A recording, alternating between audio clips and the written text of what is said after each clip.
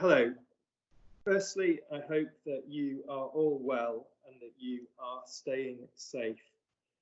A lot has happened at school over the last 4 weeks, and I would like to take this opportunity to update you in a number of key areas and a number of key priorities going forward as a school over these next few weeks. I'd like to start by saying a huge thank you to you for your support and understanding as we adapt to this new way of working and learning as a school. The way our school community has worked in recent weeks and the way it's adapted is something that I'm incredibly proud of. And I recognise that families and students have faced many challenges. Just before we closed the school, we were making very difficult decisions and we're having to make them very quickly. And I know that that has impacted on young people and families, particularly when we had to say goodbye to year 11 and year 13 so quickly as a school. So I'd just like to say a huge thank you for your understanding and your many words of support that have come through to the school. We've seen many acts of kindness and acts of resilience over recent weeks. One of our year 12 students kindly placed flowers on people's doorsteps. Our design team has made over 2,000 visors to help healthcare professionals. And we also know that students are supporting each other, and we know that parents are working hard to support their children. So we would like to say thank you for that support and those acts of kindness in these recent weeks. So what I'd like to do now is update you in terms of a number of key priorities and areas in the school. We don't know when school will be open again at this stage. So what we'll want to do is make sure that our planning is robust and that we've got some very clear priorities going forward. So in terms of our online school, I would just like to bring in David Robson to just give an explanation in terms of current things that we're working on. Dr. Robson. Thank you very much, Neil, and hello everyone. I'd like to start by thanking you for completing the parent survey and providing your feedback to us.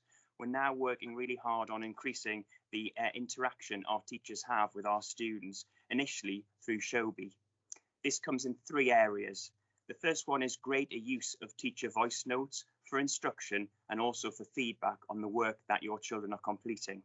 Secondly, we're opening the class discussion at certain times on Showbie, so your students, your children, can actually ask questions and receive feedback from their teacher in real time.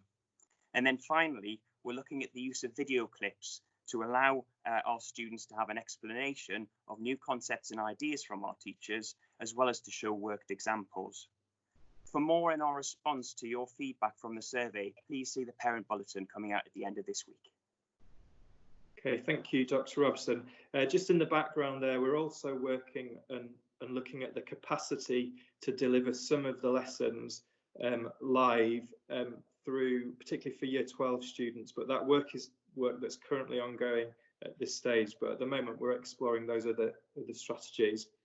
I'd like to just bring in Mr. Milburn, who's just going to talk about our pastoral systems and systems of support. Good afternoon, everyone, and I just want to give you an update on how we're continuing our pastoral care of students despite not being able to see them on a day-to-day basis. Many of you will be aware that we've been sending out a bulletin 3 times within the week, and that's come directly from the year manager. Within it, it contains some key messages to support teaching and learning. It's also able to share stories of success from some of our students despite these conditions. We're also using it as a means to keep that connection with school, so really encourage the students to read that when they receive it.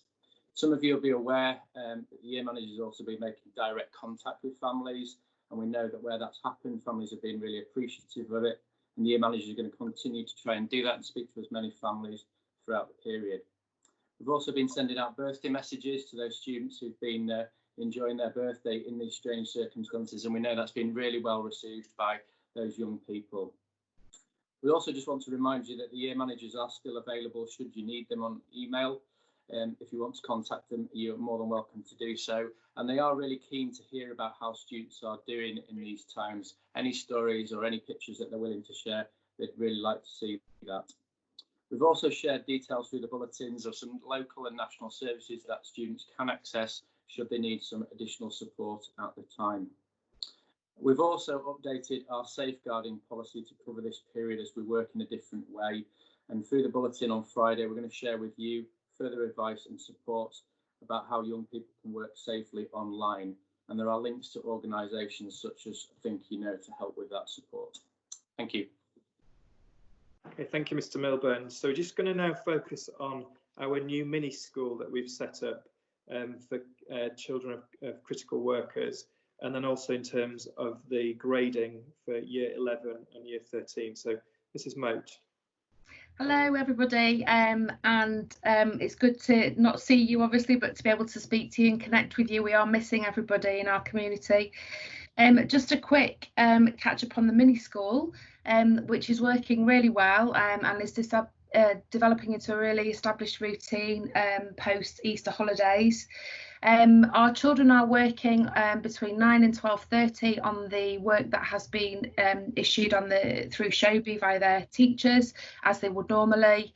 That finishes around 12:30 when we stop for lunch, and then in the afternoon we're able to undertake some different activities, some sports, films, that kind of thing, as a bit of a break, and making the most of having wonderful outdoor space and this lovely weather that we've been enjoying so much. So that's working really well.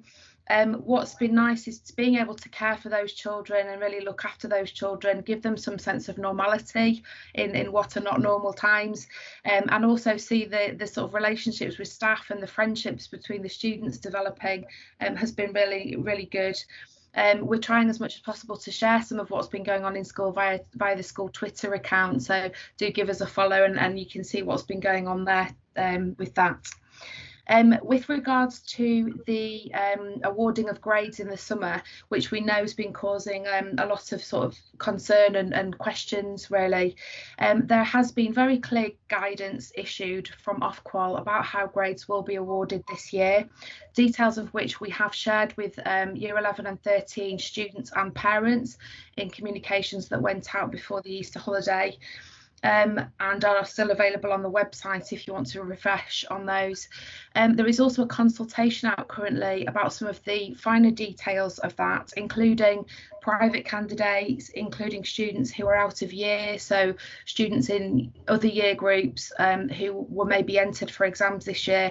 So if you feel you would like to look at that or indeed give your views on that consultation, we will include a link to that in the bulletin that comes out on Friday.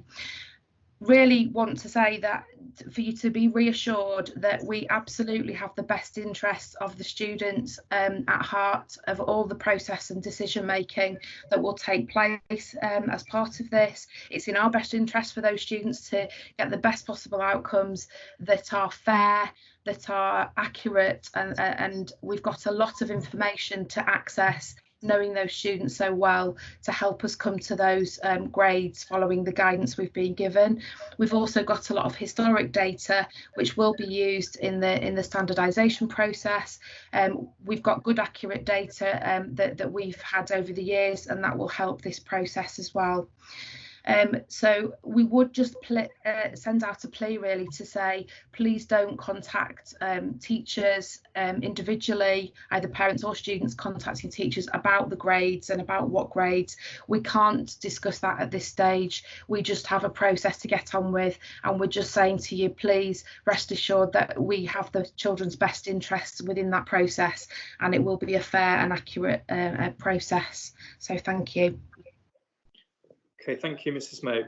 I'd just like to say some of our other priorities, which is that we really want to capture the feedback of students and parents in this process. So we did put out a survey before the half term, and that was really useful. We continue to do that. We do really welcome the feedback that we receive so that we can learn and move forward as we adapt to this very new circumstances that we find ourselves in.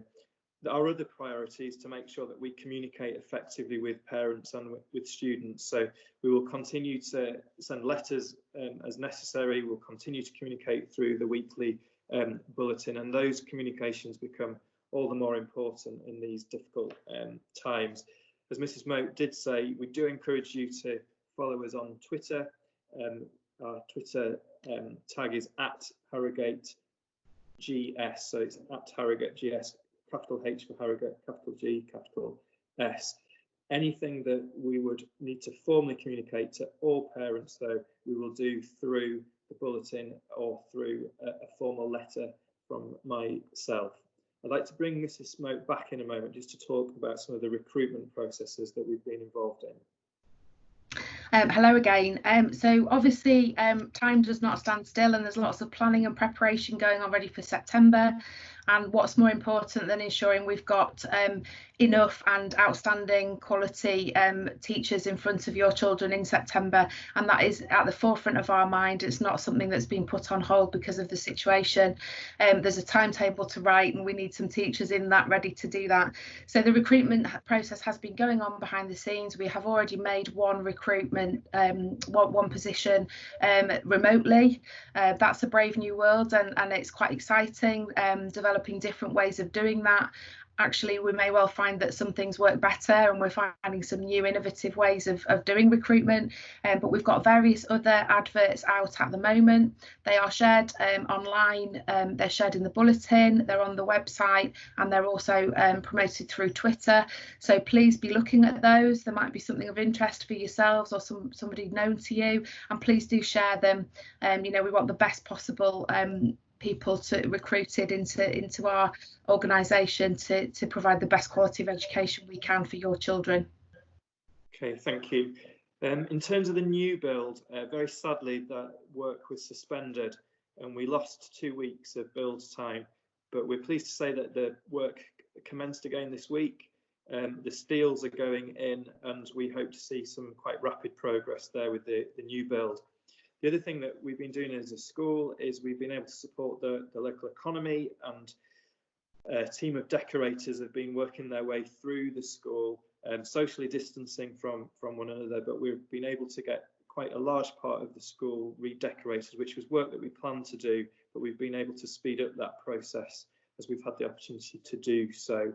I'd also like to give some reassurance in terms of we are looking very, very closely at the guidance that we receive from the DfE, which we look at, and we get email alerts daily. We study those very, very closely. And what I would like to say is that the way that we went into this closure, we had to interpret that guidance very, very, very carefully, because we needed to make sure that we had enough staff to safely look after the children. So when the school does reopen, we will interpret that guidance and look very, very carefully so that we can keep the children safe, keep our staff safe, and make sure that we can get the provision back up and running again. So just reassure us that we continue to look at that guidance when it is published. I'm just going to bring in Mr. Milburn, who's just going to talk about the transition of students who are new to the school from year 6 to year 7. Yeah, so we're entering our transition phase of the year, which is really exciting. It's obviously going to have to be slightly different this year, but we know that there are some families of current students who will also be families of new students. So I just want to offer some reassurance that despite the circumstances that we face, we are going to be continuing our transition processes as normal, or as much as normal as we possibly can. There will still be some transition events, and we hope very soon to make some communications with our new students and our new families. So if you are one of those, please do look out for them, and we continue to be excited about our new students joining us in September. I think Mrs. Vincent's going to now talk about the year 12 transition. Thank you. Hi, folks. Yes, absolutely. So bridging materials are currently being prepared for students that are moving from year 11 into year 12. It's a really great opportunity for students to start engaging with their new post-16 curriculum. There'll be 2 sets of materials released for each subject. The first batch for work to be completed in May and June, and the second batch for the work to be completed in July and August. We feel that this means that the students will be really ready to start their courses in September. We'll also shortly be beginning the process of the university application process for year 12. So please keep an eye on 6th form bulletins. They're going to be sent to the students directly, but also they're published on the school website. Any questions, please do keep in touch. Thanks very much. Stay safe. Okay, thank you, Mr. Vincent.